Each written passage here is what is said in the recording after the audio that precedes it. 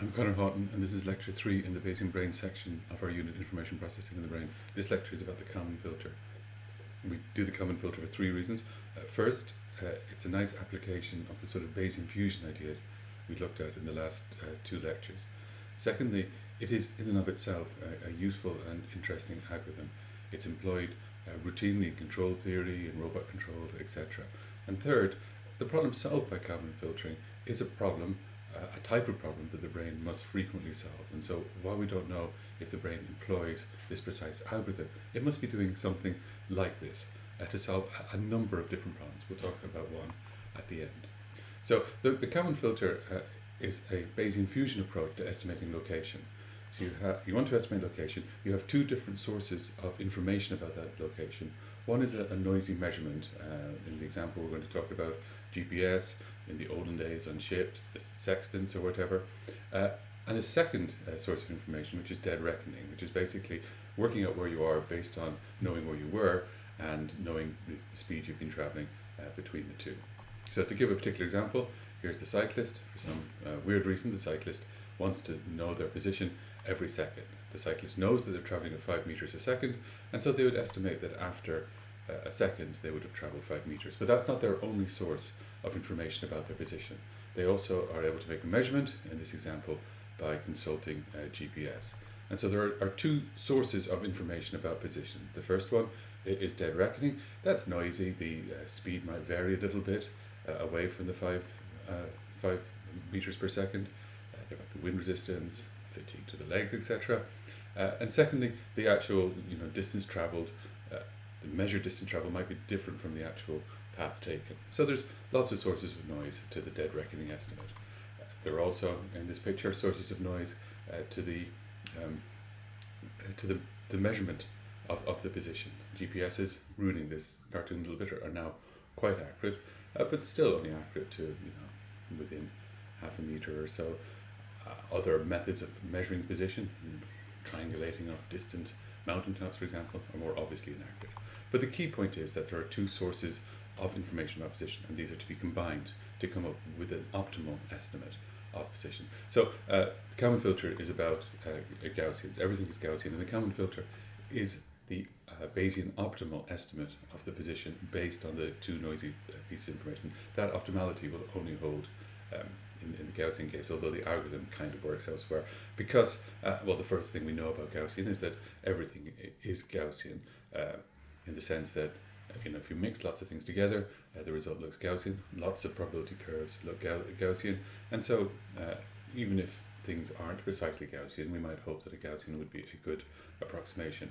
But what we really mean here is that everything in this algorithm is assumed to be Gaussian, and there's a number of reasons that makes that important. One is that the algorithm is about tracking probability distributions. These are the models we have for our estimate of the position. So because we're employing Bayesian reasoning, at every point we don't just have a guess as to what our position is, but we imagine modeling our knowledge about our position with a distribution. But this method doesn't track the whole of a distribution. Writing down a distribution would be difficult. Instead, it tracks just the mean and the variance. And if the distributions are Gaussian, that's enough, because a Gaussian, the family of Gaussian curves, is a 2-parameter family. If you know the mean and the variance, you know the curve. As in this case, if mu is 4 and sigma squared is 1, then we know that the curve looks like that, because that's precisely the Gaussian with those parameters. And so by using Gaussians, we can track probability distributions, we can model our knowledge of our position with a distribution by only keeping track of 2 numbers. The mean, which we can think of as our actual guesses to the distribution, and sigma squared, which we can think of as our model for the noise in our knowledge of the position. The second thing about Gaussians is that doing stuff with Gaussians tends to produce other Gaussians. We saw this in the Bayesian fusion calculation, and that's the example we gave there. So what we're doing here is we're fusing the red curve and the blue curve. Fusing, as we saw, was roughly meant multiplying the 2 together. If you multiply 2 Gaussians and then do something to fix the normalization, you end up with another Gaussian, in this case the black curve here. The other situation where you end up with Gaussians when you start with Gaussians is when you add random variables, or indeed, I'm talking about adding here, but indeed if you take any linear combination. So x and y are two random variables, both models by Gaussian, the blue curve here, the red curve there, and z is the random variable you get by adding the results of drawing from x and drawing from y, and if you do that you end up with this curve here, which is also a Gaussian, and indeed the mean is the sum of the two means, the variance is the sum of the two variances. So to deal with Kalman filtering itself, some equations, just to point out, we're going to use x vector to mean both the position s and the speed v. It might sometimes refer to that as the velocity, and indeed we could do this in more than one dimension, but for simplicity we're imagining we're moving in one dimension, and so this v is the speed, s is the position, x is the position and speed. Sometimes I'll accidentally refer to that as the position, but x stands for the position and speed as a vector. This Beamer tends to use these upright for maths bold and italic for ordinary maths, and so you can see that this is a vector, although it can be sometimes hard to tell apart the vectors and the not vectors. We're also obviously going to be dealing with random variables a lot, and we use the same notation. We might have some x or some other vector which models something about the position or and speed, and we will again use the vector to mean the speed and the velocity together. So we're going to be dealing throughout with two-dimensional distributions. In a two-dimensional distribution, the analog of the variance is the covariance. So this is the covariance matrix here. It's the expected value of one variable. So for x1 this would be x, would be s, and for x2 this would be v. And the covariance is the expected value of one variable minus its mean multiplied by the other variable minus mean. So for p11 this would just be the variance in s. For p22 the variance in v. But for p12 it's the covariance. This would be s minus its expected value multiplied by v minus its expected value, and the expected value of all of that. So when you're writing down two-dimensional Gaussians, they're labelled by their means and their covariance matrix. So what's the Kalman filter do? So at the time t we have a belief about our position and speed, and they can be summed up by the mean x bar of some distribution which models our uncertainty or our uncertainty modified belief about our position.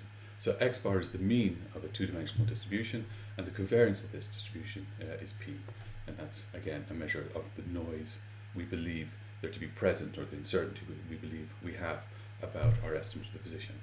And now a little time, delta t, has passed, and we want to update our belief. So we want to update the distribution we're using to describe our position and speed to a new one, and this new position we will and speed we will call we'll use subscript n's for the new estimate. So this x bar and p describes the distribution describing our belief in the position speed at time t.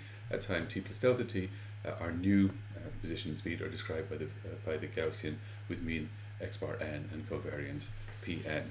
And we'll arrive at our new belief by incorporating two noisy pieces of information: the dead reckoning estimate and the direct measurement.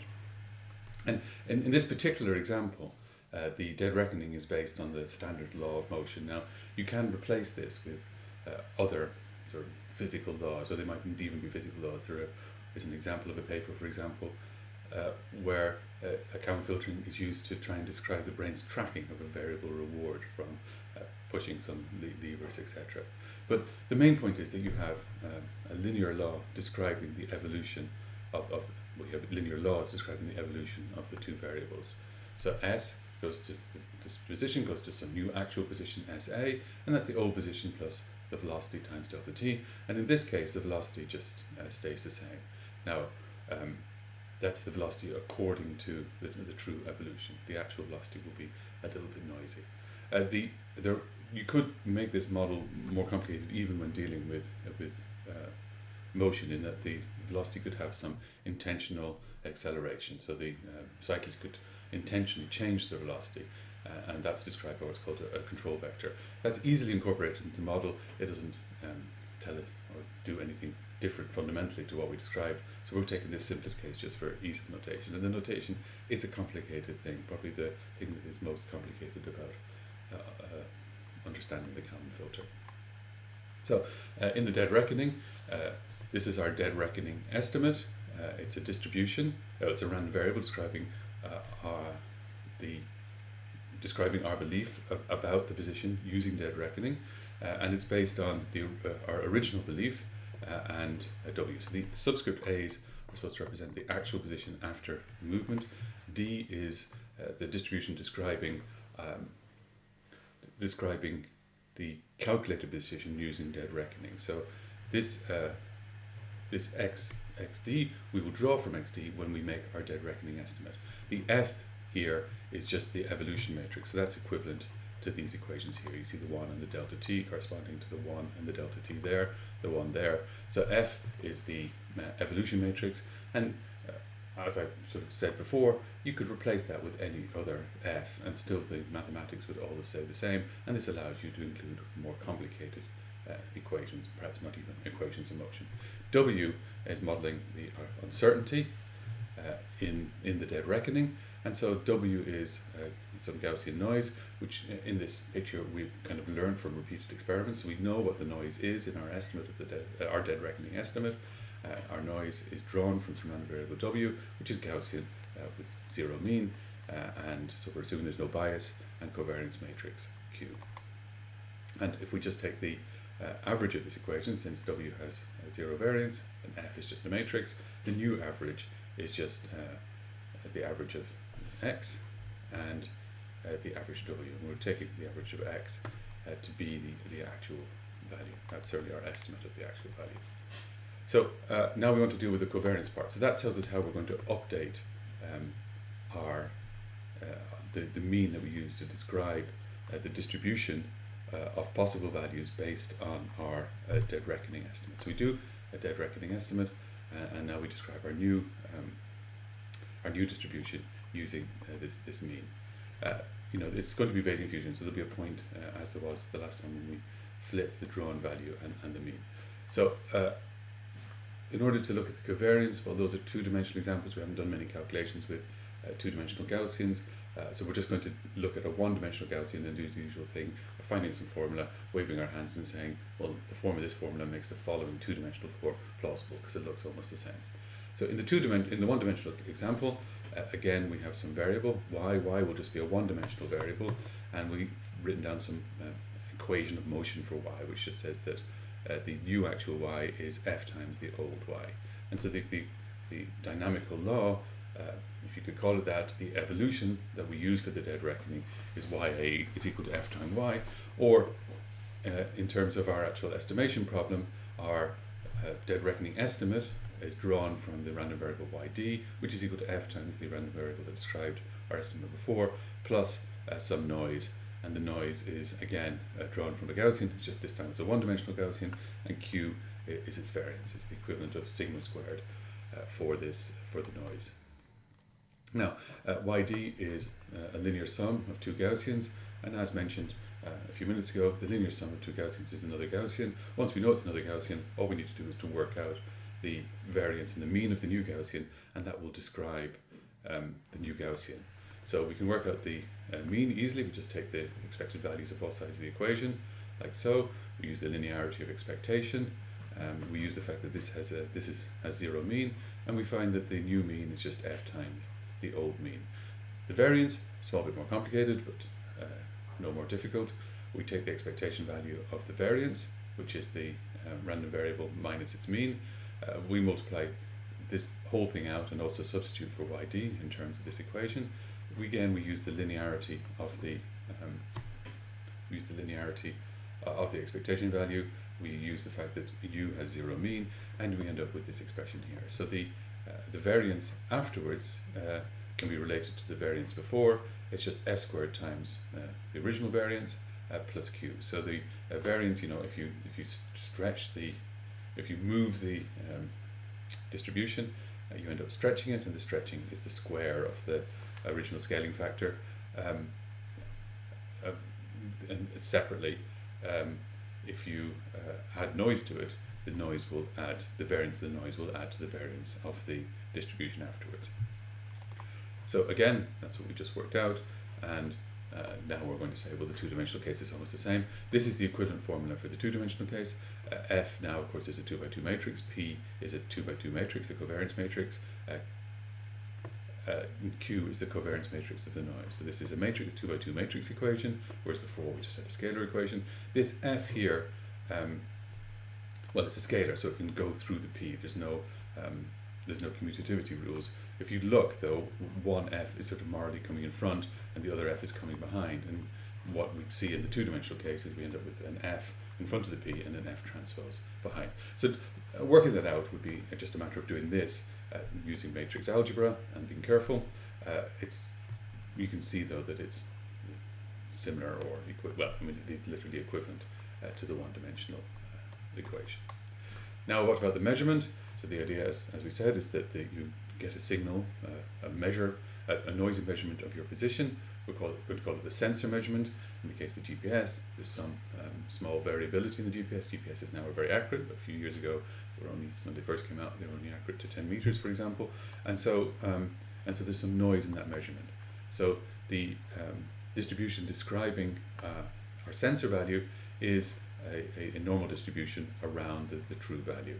And we'll call R the covariance, will be the name we give to the covariance of the noise in our center. And again, the idea is that we know R from repeated measurements. We stay in the same place, measure our position lots of times, and calculate our covariance from the variability in that measurement. So again, our sensor value is drawn from this normally distributed random variable. It is possible to have more complicated models of the sensor, provided everything is still Gaussian and linear, everything goes through fine. Just for the sake of notation, we're going to use the simplest model, which is pure Gaussian noise around the sensor value, around the true value. So putting all this together, we want to estimate the true value given our two measurements. So we have made a measurement here, measured using the dead reckoning. We have a value for XS measured from the sensor. We want to estimate from these two pieces of information the actual value, and we use, as before, Bayes' rule and do Bayesian fusion. So the actual value conditioned on the two measured values is proportional to the two measured values conditioned on the actual value. This probability, the joint conditional probability, we assume conditional independence. We assume the sensor and the dead reckoning measurements only depend on each other through the actual value, and so we can rewrite this in terms of the multiple of the two condition probabilities, the distribution of the measured value given the actual value, the distribution of the sensor value given the actual value. And this here is the situation that we had the last time, given that these two distributions are Gaussian. It's the situation that we had the last time when we did Bayesian fusion in the case of perception. Now, when we did it before, we did do it for one-dimensional distributions. I'm going to, as just a couple of minutes ago, do the one-dimensional calculation here, come up with some formula, and then argue that the two-dimensional formula, where numbers are replaced by matrices, is plausibly the correct replacement. And of course, if you want to check that, you can just do the two-dimensional algebra. Slightly complicated this time because you have to, do all the stuff inside the matrix exponents, the exponential exponents. So in the one-dimensional case, we use y's where there was x's before, and we use little letters for the variances where before we had the covariance matrices. The covariance matrices were matrices, so we use big letters there. But analogous to this equation here, we have this equation, P of YA given the dead reckoning value, and the sensor value is the dead reckoning value given the actual value, the sensor value given the actual value, and these things, these two condition probabilities are normally distributed in the way that we describe. So this PD, of course, is something that you've worked out. And so we had the laws of Gaussian fusion before. They said that the reciprocal of the fused variance is the sum of the reciprocals of the original variances. That's here. So the variance in this distribution is 1 over the variance of this distribution, 1 over the variance of that distribution, plus 1 over the variance of that distribution. That's what we calculated in the last lecture. And similarly, we showed that the mean is the weighted sums of the two means. And it's, well, on the two measured values, it is this Gaussian calculation where, as I said, you flip the meaning of the random variable and the mean, which is one of the things that's easy and nice to do for the Gaussian. So as before, we have a formula for the variance, and the mean is this weighted sum of the two values. So the estimate of the actual value is described by this distribution with subscript n's. The mean of that distribution, we estimate the mean of that distribution to be the weighted sums of the two measured values, and the variance of that distribution to be given by that formula. Now, what follows now is just a little bit of algebra, and I don't want to go through it in great detail, but the Kalman filter is usually written in a particular form, and it's the same form that we're going to write the two-dimensional Kalman filter. So these are the equations we just wrote down. All we're going to do here is we're going to write Pn over Pd in terms of Pn over R, and then we are going to name Pn over R, we're going to give this name K. We'll come up with another formula, an equivalent formula for it in a second. But in terms of this K, we see that the value y bar n is the dead reckoning determined value plus a correction. So this is the way that people think of this, that you do the dead reckoning.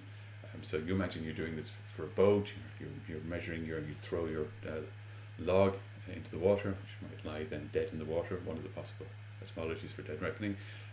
You see how fast it goes past the boat, you work out your speed. At the end of the day now you have an estimate of where you are based on your speed, and then you do some measurements of the stars or whatever, you use your sextant to come up with the ys, and now you want to correct the dead reckoning estimate you measured during the day with your new estimate based on your instruments, and so you add a little bit of that correction. So this is what the sensor would regard as the error between its estimation and the dead reckoning estimate, and you add a small amount of that error, and the amount of that error that you add is given by K, and the Bayesian optimal case, the K will be equal to this Pn over R. So this is very similar to a delta rule update you might use in a perceptron or whatever, but the delta, that the learning rate depends on the estimated variances. So that learning rate is called the Kalman gain, and so this is the Kalman update, and it uses the Kalman gain, which weights the amount of this difference between the sensor measured value and the dead reckoning measured value to the dead reckoning. So this is just a different way of writing the original equations, but it is the way that the Kalman filter is normally written. But what we actually have is an equation which is simply the Bayesian fusion of the dead reckoning estimate and the sensor estimate. And so again, I'm going to do a little bit more algebra. This rule stays the same. That's the update in the mean. K, we wrote it as Pn over R, but we don't know what Pn is at the moment, and we want to write the equation for Pn in terms of K as well. So just using this formula here and messing around with it a bit, you see that K is also equal to Pd over Pd plus R. This Pd plus R factor does occur quite often. And then you take the update formula for Pn, basically this equation here. You mess around with it a little bit, and you can write it as 1 minus the Kalman gain times the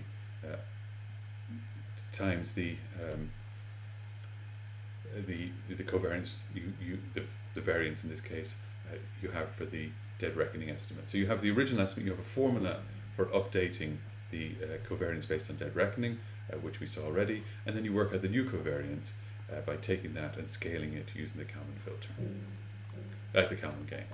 So that was the one-dimensional case. Two-dimensional case, somewhat similar. This quantity here, as you see, seems to be important. So we write that as big S here. So S is equal to the covariance estimated using the dead reckoning estimate. So that's, again, we take the original covariance we have for our estimate. We work out the new covariance based on the laws of motion, and then to get S, we also add the covariance from the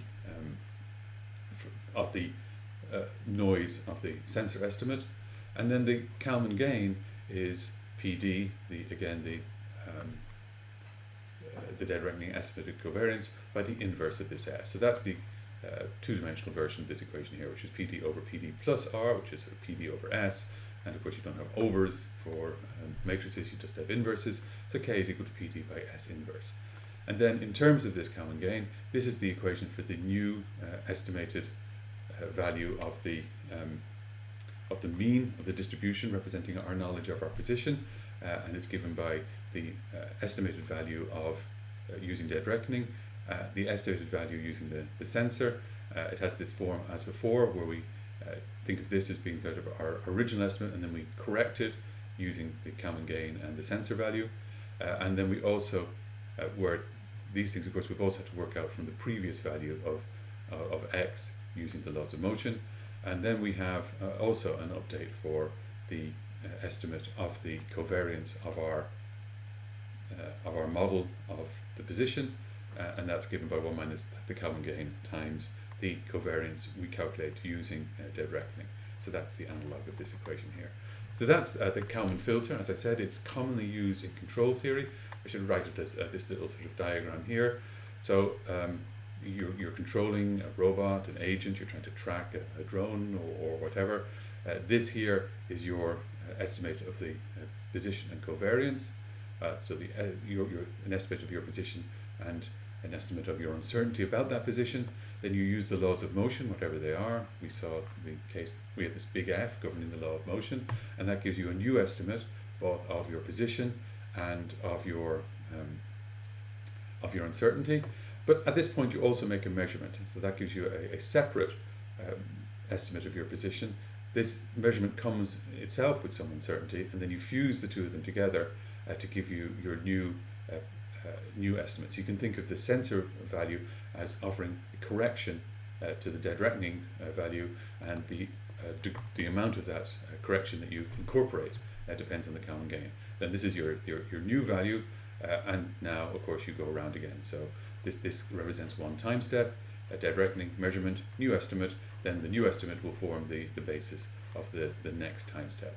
And so I could have used a sort of t plus 1 or k plus 1 type notation here, whereas this would be the estimates at time t, and this would be the estimates at time at t plus delta t, or t plus 1, depending how I did the notation. If you do that, you end up with indices everywhere. So the idea is that the subscript n objects are the updates after one time step, and they would form the basis for the next time step.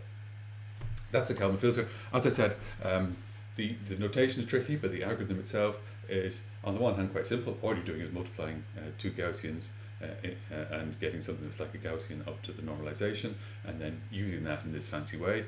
So the calculations a little bit complicated because the notation and the fact you have to use matrices. We haven't done them in detail. We've just done one-dimensional analogues. So it's quite complicated, but the idea on the one hand is quite simple, as I said, just the multiplying of Gaussians. On the other hand, it's somehow quite profound.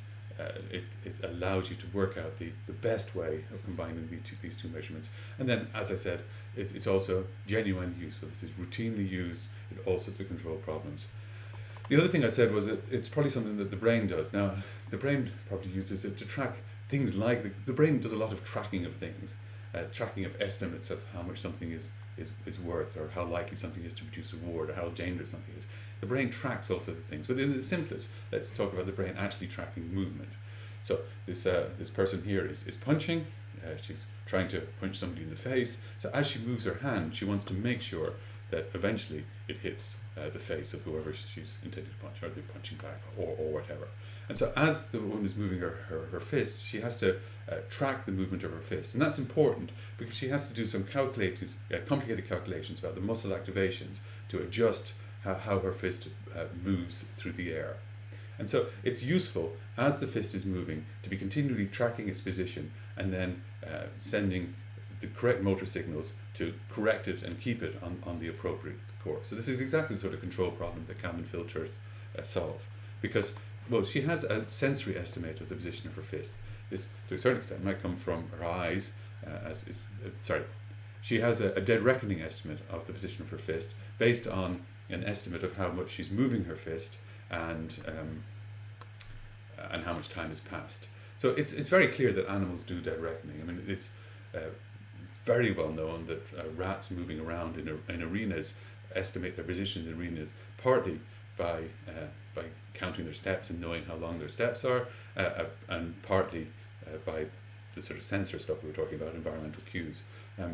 Ants, even ants do dead reckoning. So desert ants, they don't follow trails using smell, because in the desert the heat evaporates the order trails, and the wind shifts the sands. So when they go out to get back to their nest, they need to know how far they've walked, and they always go back to the nest. So what people do is they move them to they have a feeding tray. They move the feeding tray and look to see how they walk back to their original nest site, which won't be there, but they know when they've reached the west site, because the nest site, because they have an emergency behavior where they circle around looking for the hole.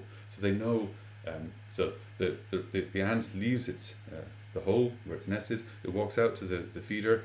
While it's feeding, unbeknownst to it, the feeder is moved. It then walks back, and at the point it thought the nest was, it will now start walking in a circle. So you know where it thought the nest was. And then people do kind of awful experiments where they glue toothbrush hairs to the legs of the ants, so that the ant steps are longer than they think, and they discover that they walk an appropriate amount more before they think they've got to the nest, according to how much longer their legs are. So there the ant is clearly performing a sort of dead reckoning. They might also, if there was cues, and it's known that ants do use not picking out objects in the landscape, but the sort of silhouette of the landscape for their estimating their position. Back to the boxer. She presumably uses some dead reckoning in integrating forward the amount that she thinks she's moved her fist. But she will also use sensory cues. Here, they described as vision, keeping a track of your hand. It's definitely, you do watch your hand sometimes when you're moving it to help you know where it is. But the sensory feedback would also include strains on your nerves in the arms that contribute to your sense of so-called proprioception.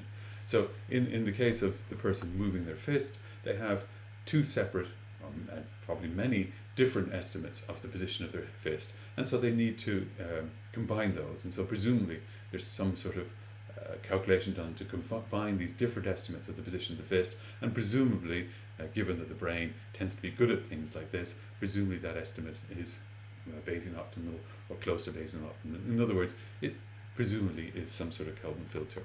We even have a guess as to where that might occur. The belief is that sort of calculation happens here in the cerebellum, a part of the brain that's important for the fine-tuning of movement. Damage to the cerebellum doesn't stop you moving, it just stops you moving with the same subtlety and grace, the same athletic grace that humans generally do. So the cerebellum maybe doesn't perform a Kalman filter, but the algorithms, complicated algorithms that the cerebellum perform, are presumably in some way Kalman filter-like. Thank you.